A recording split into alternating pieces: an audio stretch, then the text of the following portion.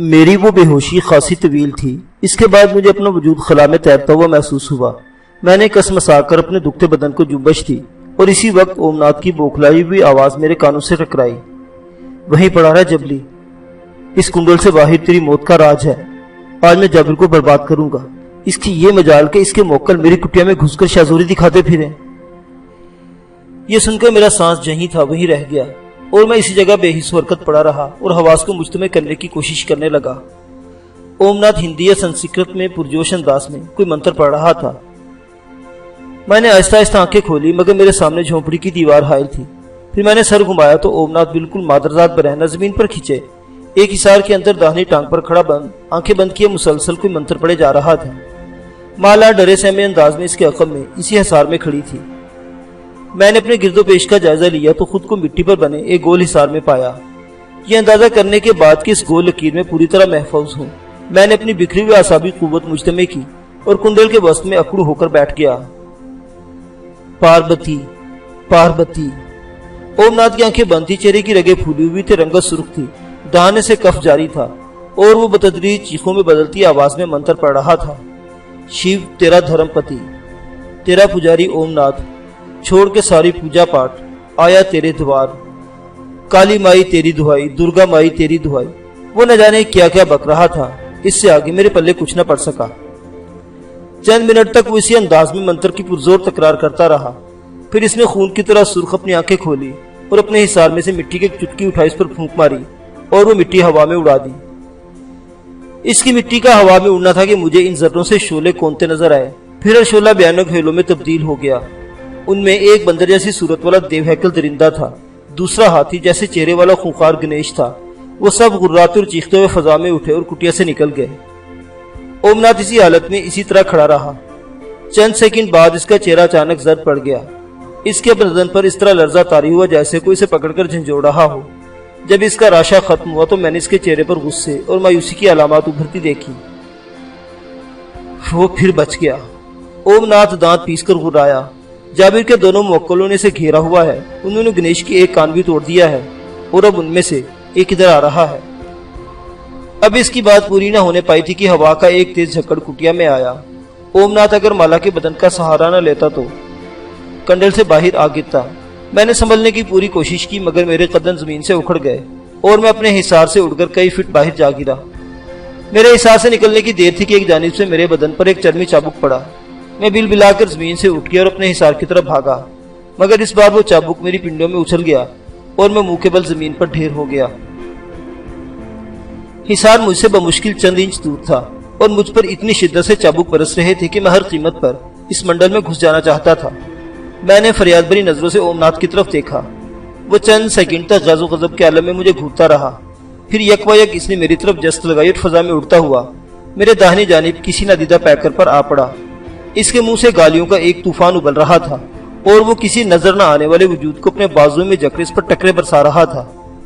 مجھ پر چابکوں کی بوچھاڑ بند ہو چکی تھی۔ میں ہڑبڑا کر زمین سے اٹھا اور اپنے حصار میں جا گھسا۔ ادھر اوم ناتھ کسی بکھرے ہوئے سانڈ کی طرح بظاہر ہوا سے لڑ رہا تھا۔ اس نے چند ہی سیکنڈ میں اپنے نادیدہ حریف کو لہو لہان کر دیا، کیونکہ زمین پر خون کے بڑے بڑے دھبے پڑ گئے تھے۔ اوم ناتھ کی پیشانی پر بھی خون لگا ہوا تھا مگر اس کے پورے بدن پر کوئی زخم نظر نہیں آ رہا تھا۔ پھر شاید اس کے حریف کو بھی تیش آ گیا۔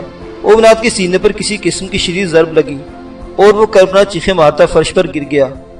پھر شاید اس کے منہ پر اس کے گمنام دشمن نے ٹھوکر رسید کی، کیونکہ اس کا سر ایک جھٹکے سے دوسری طرف مڑ گیا اور اس کی پیشانی پر بڑا سا زخم نمودار ہو گیا۔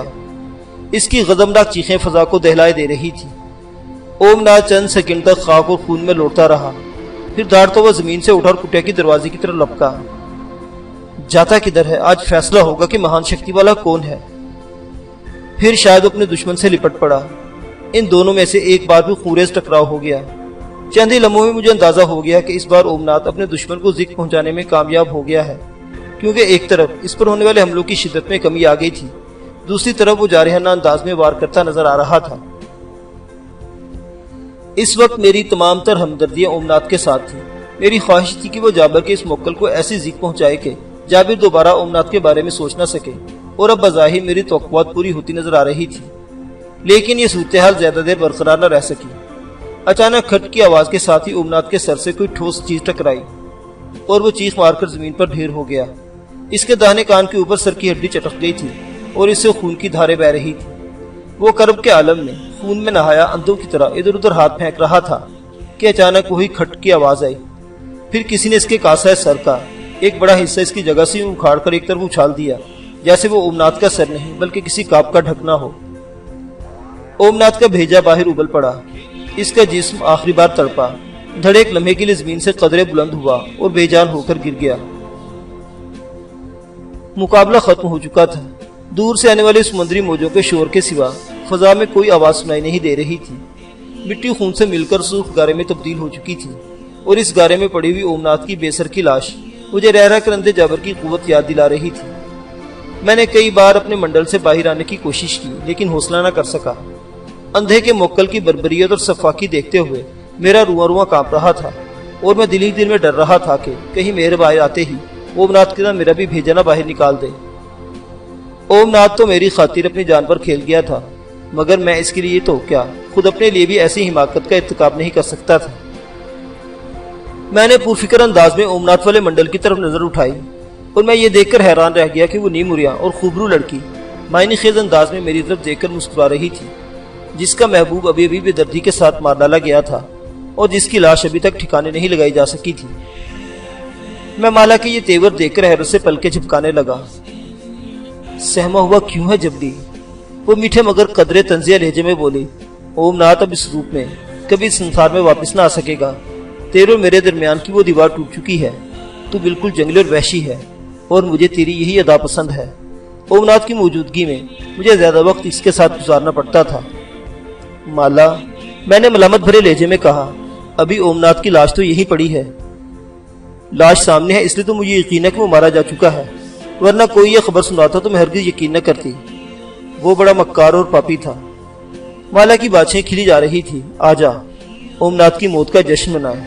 नहीं नहीं, मैं अपने बदन को इसके बढ़ते हुए हाथों से बचाते हुए इस यानी अंदाज में चीख पड़ा, मैं इस कंडल से बाहर नहीं आऊंगा। जाबिर का मुवक्किल मेरा काम तमाम कर देगा। कंडल? जाबिर का मुवक्किल? वो सर झटककर शराबी की तरह जोर जोर से हंसने लगी। जिस समय ओमनाथ की आत्मा ने इसका शरीर छोड़ा, इसके बनाए हुए सारे कंडल मंडल जंतर मंतर खत्म हो गए। जाबिर का मुवक्किल भी शायद जा चुका है। वो यहाँ होता तो कभी का तुझे मार चुका होता। माला की यकीन दहानी पर भी मैं इस कंडल से बाहर आने की जुर्रत न कर सका।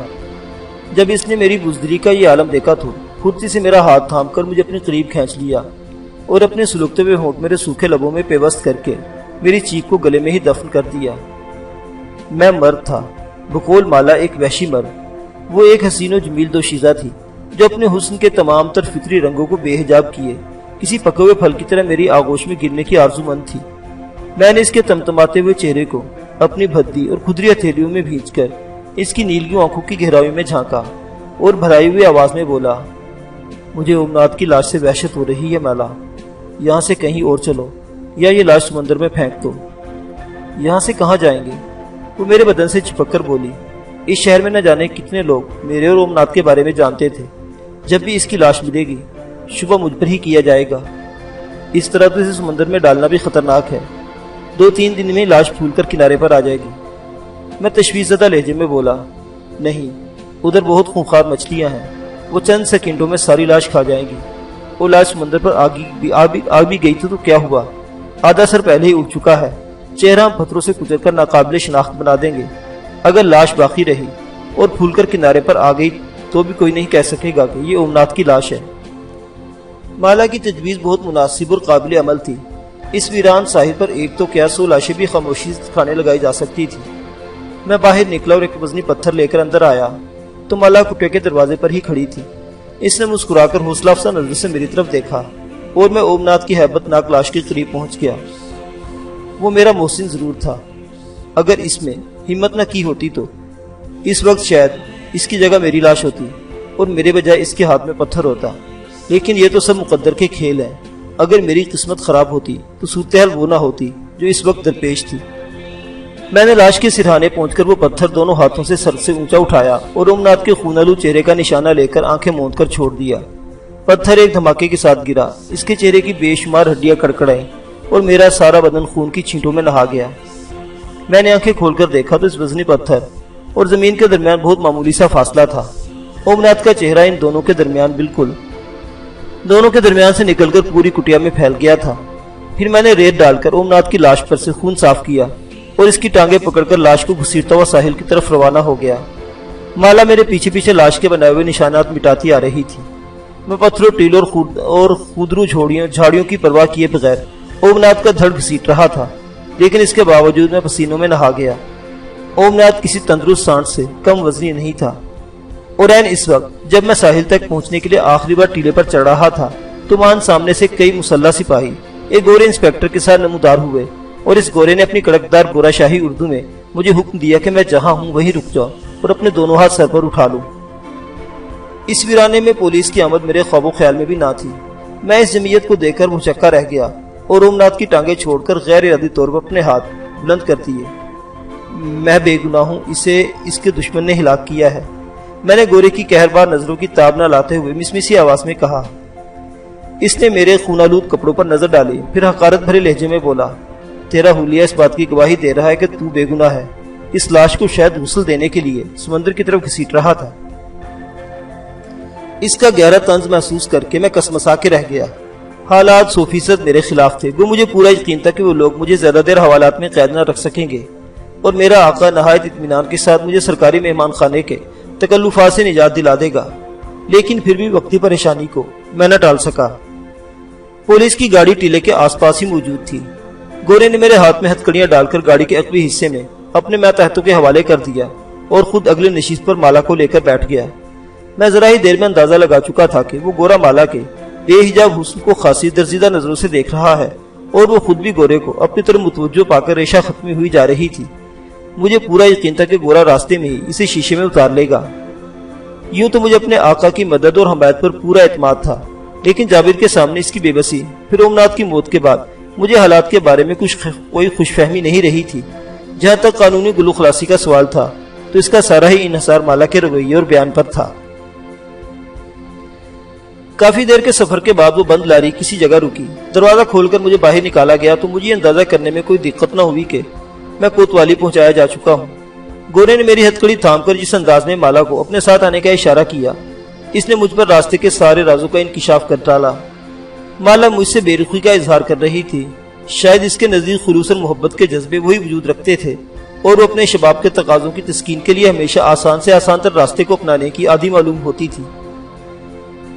وہ گورا مجھے لے کر اکڑتا ہوئے ایک کشادہ اور شاندار دفتر میں داخل ہوا، جہاں دبیز قالین پر چمکتی ہوئی دیو ہیکل میز کے اس پار ڈھلتی عمر مگر مضبوط قوا اور باروب چہرے والا ایک اور انگریز پولیس افسر پراجمان تھا، اور اس کے قریب ہی میرا خود ساختہ عزیز جابر ایک کرسی پر بیٹھا اندھی آنکھوں سے خلا میں تک رہا تھا۔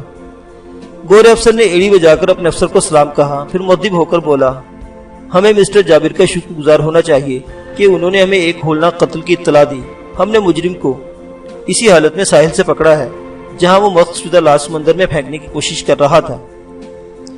اس وقت میں گورے کے بالکل برابر میں کھڑا ہوا تھا، اور مالا کافی دور جابر کے تقریباً عقب میں کھڑی ہوئی تھی، اسی دعوت انگیز انداز میں۔ لاش کہاں ہے؟ گورے افسر نے کسی ہیجان کے اظہار کیے بغیر پرسکون لہجے میں سوال کیا۔ مجرم خطرناک تھا، اس لیے اسے لے کر یہاں آیا تھا۔ لاش کی نگرانی کے لیے 2 آدمی چھوڑ دیے تھے۔ کٹیا میں بھی خون کے نشانات بھاری تعداد میں پائے گئے۔ وہاں آلہ قتل بھی موجود ہے، یعنی وہ پتھر جس سے مقتول کا چہرہ کچل کر ہلاک کیا گیا۔ وہاں آدمی چھوڑنے کے بعد ہی میں نے مجرم کا تعاقب کیا۔ انسپیکٹر جوشیلے لہجے میں رکے بغیر کہتا چلا گیا، شاید وہ اپنے افسر سے چند تعریفی کلمات کا طالب تھا۔ خوب۔ افسر نے سرسری انداز میں سر کو جنبش دی۔ شکر ہے مسٹر جابر، آپ کا پتہ ہمارے پاس موجود ہے، جب بھی ضرورت ہوگی آپ کو تکلیف دی جائے گی۔ ضرورت؟ اندھا جابر خوخار انداز میں ہنسا۔ میں یہ بتا دوں کہ آپ کو اس وقت بھی میری ضرورت ہے۔ جس بات پر آپ توجہ نہیں دے رہے وہ یہ ہے کہ ملزم شیطانی قوتوں کا مالک ہے، اور بند حوالات میں فرار اس کے لیے کوئی معمولی بات ہے۔ افسر نے ناگواری کے انداز میں تیریاں چڑھائی، پھر خلیقانہ لہجے میں بولا، آپ کی ہر بات توجہ کے ساتھ نوٹ کر لی گئی ہے۔ اگر آپ اس کے فرار کو روکنے کے لیے کوئی قابل عمل تجویز پیش کرنا چاہیں تو وہ منظور بھی کی جا سکتی ہے۔ دراصل ملزم کی موقع واردات سے گرفتاری نے مجھے مجبور کر دیا ہے کہ میں آپ کے ایک ایک لفظ پر غور کروں۔ میں اس جگہ کا ایک چکر لگانا چاہتا ہوں جہاں پیشی تک ملزم کو قید رکھا جائے۔ یہ کہتے ہوئے جابر کے ہونٹوں پر تلخ مسکراہٹ ابھر آئی۔ اور میرا دم آدھا رہ گیا۔ میں خوب سمجھ رہا تھا کہ وہ اندھا میرے بارے میں کیا عزائم رکھتا ہے۔ گورے افسر نے گھنٹی بجا کر ارزری کے ذریعے ایک شخص کو طلب کیا اور اسے ہدایت کی کہ وہ جابر کو 3 نمبر حوالات کا ایک چکر لگا کر اسے سرکاری گاڑی میں گھر بھجوا دے۔ میرا دشمن اس کمرے سے چلا گیا۔ ایک ثانیے کے لیے دونوں گوروں کی توجہ میری جانب سے اندھے جابر کی طرف مبذول ہوئی اور کمرہ چٹاخ کی آواز سے گونج اٹھا۔ انسپیکٹر میری 7 پشتوں کو گالوں سے نوازتا مجھ پر ٹوٹ پڑا۔ اس کی ساری شان اور تمکنت جنون میں بہہ گئی۔ میں نے نہیں مارا، میں فریاد کرتا رہا، لیکن اس نے مجھے قالین پر گرا کر کئی ٹھوکریں ماری۔ جب پھر بھی گدی پر پڑنے والا تھپڑ کا غصہ نہیں اترا تو ہتھ کڑی کے سرے سے 2-3 ایسی ضربیں لگائی کہ میں بلبلا اٹھا۔ گورا افسر اپنی ہی جگہ کھڑا انگریزی میں جھاگ اڑاتا رہا۔ یہ واقعی کسی گندی نسل کا معلوم ہوتا ہے۔ اپنا غبار نکالنے کے بعد انسپیکٹر ہانپتے ہوئے بولا، اس نے محض اس لڑکی کی خاطر اپنے ساتھی کو اس بے دردی سے قتل کیا کہ بھیڑیے بھی شرما جائیں۔ راستے میں یہ لڑکی مجھے پوری کہانی سنا چکی ہے اور اومنات کے قتل کا جگر خراش منظر دیکھنے کے بعد اس سے نفرت کرنے لگی ہے۔ یہ اس مقدمے میں سلطانی گواہ کے طور پر پیش ہوگی۔ بیٹھ جاؤ لڑکی، گورے افسر نے مالا کو پسندیدگی کی نظروں سے دیکھتے ہوئے کہا۔ مالا اس کے مقابل کرسی پر بیٹھ گئی۔ میں گورے افسر کی کسی نئی ٹھوکر سے بچتا ہوا اٹھ کھڑا ہوا۔ جابر کا مسلط کیا ہوا موکل ایک بار پھر میرے خلاف سرگرم عمل ہو چکا تھا۔ کیا معلوم کہ کب وہ انسپیکٹر کو دوسرا تمانچہ رسید کر دیتا۔ ملزم کا بیان قلم بند کرا کے اسے 3 نمبر حوالات میں ڈال دو۔ اگر یہ اقرار جرم نہ کرے تو تمہیں ہر طرح کارروائی کا حق ہے۔ گورا افسر مجھے سنانے کے لیے انسپیکٹر سے اردو میں بولا، اس کے خلاف اتنی واقعاتی شہادتیں ہیں کہ اب اسے کوئی پھانسی کی قوت سے نہیں بچا سکتا۔ انسپیکٹر نے ایڑی بجا کر سلام کیا اور مالا سے بولا، چلو لڑکی تم بھی ادھر آؤ۔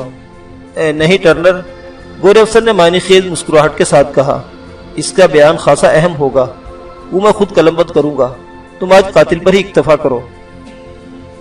اتنی دیر میں پوری کوتوالی میں ہولناک قتل کی کہانی جنگل کی آگ کی طرح پھیل چکی تھی اور لوگ ایسے شقی القلب قاتل کی ایک جھلک دیکھنے کو بےتاب تھے۔ انسپیکٹر ٹرنر میرے بیان پر بہت برہم ہوا۔ مالا گورو کی توجہ حاصل کرنے میں کامیاب ہونے کے بعد میرے خلاف آخری حد تک بھی جانے کے لیے تیار تھی، لہٰذا میں نے اومنات کے قتل سے سراسر لا علمی کا اظہار کرتے ہوئے بیان کیا کہ میں اومنات کا معتقد تھا۔ میں وہاں پہنچا تو اومنات اپنا کوئی منتر الٹا ہونے کے نتیجے میں اپنی ہی شکتی کا شکار ہو کر تڑپ رہا تھا۔ میں نے اس کو سنبھالنا چاہا، لیکن اسی عالم میں وہ مر گیا اور پراسرار طریقے سے اس کا چہرہ کچل دیا گیا۔ حالات ایسے ہی تھے کہ مجھے یا مالا کو قاتل سمجھا جاتا، لہٰذا مالا کے مشورے پر طے پایا کہ لاش ساحل پر ڈال دی جائے اور کٹیا سے سارے نشانات مٹا کر پولیس کو ساحل پر اومنات کی لاش ملنے کی اطلاع دی جائے۔ لیکن منصوبہ پورا ہونے سے قبل ہی پولیس نے دھر لیا، جبکہ قتل سے میرا کوئی تعلق نہیں۔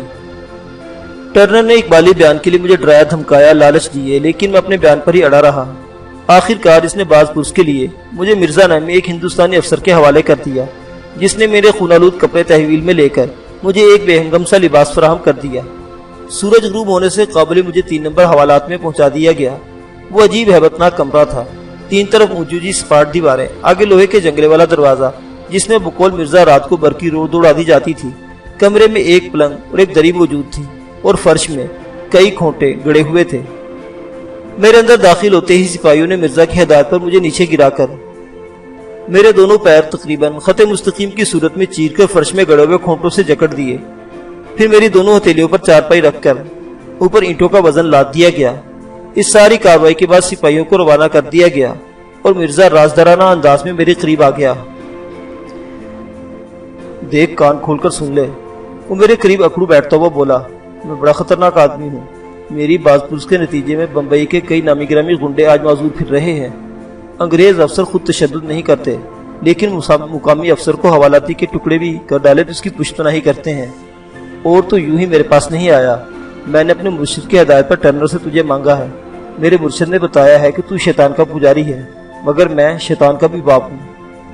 مرشد، میں نے تکلیف سے کراہتے ہوئے کہا، تم کس کی بات کر رہے ہو؟ نابینا پیر جابر حسین صاحب، وہ احترام آمیز لہجے میں بولا، وہ دوپہر میں خود اس حوالات کو کیل کر گئے ہیں اور ان کی مرضی کے بغیر کوئی اس سے 2 گز سے زیادہ قریب نہیں آ سکتا۔ وہ مجھ پر اپنی بات کا اثر دیکھنے کے لیے قدرے خاموش ہوا، پھر بولا، تیرے لیے اب 2 ہی صورتیں ہیں۔ ٹرنر تجھے جلد از جلد پھانسی کے پھندے پر دیکھنا چاہتا ہے اور اس کی ہدایت پر کسی نہ کسی سے تجھ سے اقبالی بیان لے ہی لوں گا، یہ چارپائی اور کھونٹے تو ہمارا بہت معمولی حربہ ہے۔ اسی وقت باہر کسی قدموں کی وزنی دھمک سنائی دی اور مرزا اچھل کر چارپائی پر جا لیٹا اور میں اذیت سے بری طرح تڑپ اٹھا۔ حالات کا دروازہ غیر مقفل تھا۔ آنے والا دروازہ کھول کر اندر آ گیا۔ مرزا آنے والے کی آواز میں پہچان گیا، وہ انسپیکٹر ٹرنر ہی تھا۔ اس نے انگریزی میں مرزا سے کچھ کہا جس پر اس نے حیرت کا اظہار کیا، پھر میری طرف آیا اور چارپائی کے نیچے جھک کر اپنی چھڑی سے میری کھوپڑی پر ضرب لگاتے ہوئے دانت پیس کر بولا، ڈیم فول۔ اس بار مجھ سے ضبط نہ ہو سکا اور میں نے تڑپ کر ٹرنر کو دیسی گالیاں دینی شروع کر دی۔ میری تیز آواز پر بھڑک کر ٹرنر دوبارہ میری طرف لپکا، مگر مرزا نے اسے روک دیا اور قہربار نظروں سے مجھے گھورتا میرے پاس آ بیٹھا اور اطمینان سے سگریٹ سلگانے لگا۔ مالا کے ٹھکانے کہاں کہاں ہیں؟ اس نے سگریٹ کا ایک گہرا کش لے کر سوال کیا۔ میں آج ہی ملا تھا، میں نے محتاط لہجے میں جواب دیا۔ مرزا نے مجھے جواب سوچنے کا موقع دیا بغیر تیزی سے اپنی داہنی چٹکی میں دبا ہوا سگریٹ کا سلگتا ہوا سرا میرے رخساروں پر رکھ دیا۔ میں اذیت سے بلبلا اٹھا۔ وہ سگریٹ میرے رخسار پر سرکتی تو رہی لیکن ہٹ نہ سکی اور مرزا نے سرد لہجے میں اپنا سوال دہرایا، میں نہیں جانتا۔ میں کسی ذبح ہوتے ہوئے بکرے کی طرح چیخ پڑا۔ Very good Mirza, very good, inspector Turner خوشی سے چہکا۔ مرزا نے سگریٹ میرے رخسار سے ہٹا لی اور اسی روفرسا لہجے میں بولا، میں گھڑی دیکھ رہا ہوں، بس 2 منٹ انتظار کروں گا، اگر جواب نہیں ملا تو۔ اس نے دانستہ فکرہ ادھورا چھوڑ دیا۔ میں کچھ نہیں جانتا۔ وہ سلطانی گواہ بن کر گورے افسر کے پاس تھی۔ میں ہی ذہنی انداز میں چیخا، آہستہ بول۔ مرزا نے بے رحمی کے ساتھ میری کنپٹی کے بال نوچ ڈالے۔ وہ اس واردات کی واحد چشمدید گواہ تھی۔ وہ ڈی ایس پی کی نرم دلی سے فائدہ اٹھا کر ان کی کوٹھی سے کہیں فرار ہو گئی۔ اگر آج رات وہ نہ ملی تو تشدد کے سامنے تیری زندگی جواب دے جائے گی۔ یہ انسپیکٹر ٹرنر اور ڈی ایس پی کی نوکری کا معاملہ ہے، میں تجھے ختم کر دوں گا۔ ان لوگوں کو یہی بتایا جائے گا کہ مالا حوالات میں قاتل کو ہلاک کر کے خود پراسرار طریقے سے روپوش ہو گئی۔ مار ڈالو، تم سب مل کر مجھے مار ڈالو۔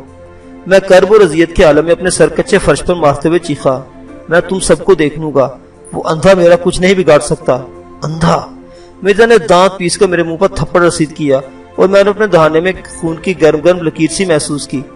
وہ تجھ سے زیادہ بھی نہیں رکھتا ہے، خبردار جو اپنی ناپاک زبان سے اس کا نام لیا۔ لوں گا۔ میں بے بسی کے عالم میں بھرائی ہوئی آواز میں چیخ پڑا، اندھا، جابر، حرام خور، سور کا۔ مرزا نے بلا توقع میرے کھلے ہوئے دہانے میں اپنی بیعت ٹھونس دی اور میں تڑپ کر دوہرا ہو گیا۔ میرے گلے میں شدید زخم پڑ گئے اور تکلیف سے آنکھوں سے آنسو امڑ آئے۔ مرزا اس وقت غصے سے پاگل ہوا جا رہا تھا۔ شاید وہ کچھ اور بھی تشدد کرتا، لیکن ٹرنر نے اس کے شانے پر تھپکی دیتے ہوئے انگریزی میں کچھ کہا اور مرزا اس کے ہمراہ باہر کی طرف چل دیا۔ حوالات کا دروازہ مقفل ہونے اور پھر 2 آدمیوں کے قدموں کے دور جانے کی آواز سن کر میری جان میں کچھ جان آئی اور میں اپنے حلق میں اترتا ہوا خون تھوکنے کی کوشش کرنے لگا۔ بے بسی اور اذیت کے یہ لمحات میرے لیے صدیوں سے زیادہ طویل تھے۔ ذہن پر اس قدر چلاہٹ طاری تھی کہ میرا ذہن سوچنے اور سمجھنے کی ہر صلاحیت سے یکسر محروم ہو چکا تھا۔ ذہن میں رہ کر آندھیاں سی ناچ رہی تھی، جس طرح بھی ممکن ہو مرزا کو موت کے گھاٹ اتار دوں۔ ابھی تک براہ راست جابر نے بھی مجھ سے اتنی اذیت نہیں پہنچائی تھی جتنی اس ملعون نے چند منٹ میں دی تھی۔ چارپائی کے پائے میری ہتھیلیوں کی ہڈیاں توڑے جا رہے تھے، چری ہوئی ٹانگیں درد سے بے حال ہوئی جا رہی تھی، جسم اور چہرے کے سارے زخم چٹک رہے تھے اور اس کی کسک مجھے بے حال کیے دے رہی تھی۔ منہ اور گلے کے زخموں میں ناقابل برداشت سوزش ہو رہی تھی۔ ایسا معلوم ہو رہا تھا کہ شیطان نے اپنی پراسرار قوتوں کے ذریعے مجھے ضبط اور برداشت کی، جو ذہنی اور جسمانی صلاحیتیں عطا کی تھی، وہ سب اس تیسری حوالات میں معطل ہو کر رہ گئی تھی۔ نہ میری مایہ جسمانی صلاحیتیں باقی رہی تھی، نہ میں اردو کے علاوہ کوئی اور زبان سمجھنے کے قابل رہ گیا تھا۔ حالات سے صاف ظاہر تھا کہ بندے جابر اور شیطان کے ایک پجاری کے بجائے جابر ایک بے بس اور کمزور آدمی کے درمیان مقابلہ ہوگا۔ اس ایک ہی دن میں مجھ پر اس قدر مصائب ٹوٹے تھے کہ میری عقل خبت ہو کر رہ گئی تھی۔ میں نے کئی بار بڑی شدت سے اپنے آقا شیطان اور اپنی پیاری توسیہ کو یاد کیا تھا۔ توسیہ تو خیر روز جسم کے رشتے سے محروم ہو کر بے بس ہو چکی تھی، مگر شیطان کو کیا ہوا تھا؟ آخر وہ کیوں مجھ سے کنارہ کش ہو چکا تھا جبکہ اس کے مقربین خاص میں تھا؟ میں نے میثاق مقدس پر لہو سے تصدیق ثبت کر کے اسے اپنی وفاداری کا یقین دلایا تھا، اس کے ہر اشارے پر اپنا سب کچھ داؤ پر لگا دیا تھا، لیکن میری مصیبت کے لمحات میں وہ جابر کی قوتوں سے خوفزدہ ہو کر نہ جانے کہاں جا چھپا تھا۔ توسیہ جو میری زندگی کی پہلی اور آخری محبت تھی، اسے محض شیطان کی خواہش پر میں نے فریب دے کر شنکر کی پناہ گاہ سے اغوا کیا اور پھر اس کے حسین اور دلفریب پیکر کو بے وجود اور بے روح وجود میں تقسیم کر دیا۔ مگر شیطان کی جانب سے مجھے کیا ملا؟ کٹھن لمحات میں اذیت ناک تنہائی اور بے بسی۔ میں اپنی سن ہتھیلیوں کو وزنی پایوں سے نیچے کھینچنا چاہا، لیکن اذیت کا احساس پورے وجود میں ٹیسوں کے روپ میں رینگنے لگا۔ حوالات کے اندر اور باہر رات کا گہرا اندھیرا پھیل چکا تھا۔ میرے ذہن میں آہستہ آہستہ شیطان کے خلاف باغیانہ خیالات سر ابھار رہے تھے کہ اچانک کسی جانب سے ایک آواز ابھری، جانی پہچانی اور مانوس سی آواز۔ کسی نے آہستہ سے میرا نام پکارا تھا۔ میرا دل یک بار کی کنپٹیوں میں دھڑکنے لگا۔ وجود میں ایک عجیب سا جذبہ سرایت کر گیا اور میں آنے والے فیصلہ کن لمحات کے لیے تیار ہو گیا۔ معزز سامعین حضرات، یہ پراسرار اور خوفناک داستان ابھی جاری ہے، دیکھتے رہیے اردو داستان۔ اللہ حافظ۔